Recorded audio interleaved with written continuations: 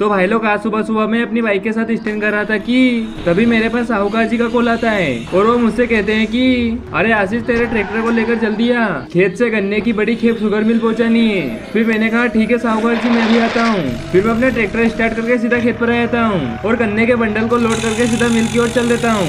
लेकिन तभी अचानक रास्ते में ट्रॉली के पीछे का गेट खुल जाता है तो मैं उसे बंद करके पीछे ही देख रहा था कि तभी मेरा ट्रैक्टर कीचड़ में फंस जाता है। तो मैंने बहुत कोशिश की पर वो बाहर निकलने का नाम ही नहीं ले रहा था।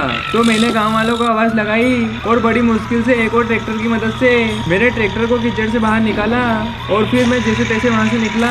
पर मेरे पास समय बहुत कम था तो मैंने ट्रैक्टर की स्पीड बढ़ाई, लेकिन तभी मुझे एहसास हुआ कि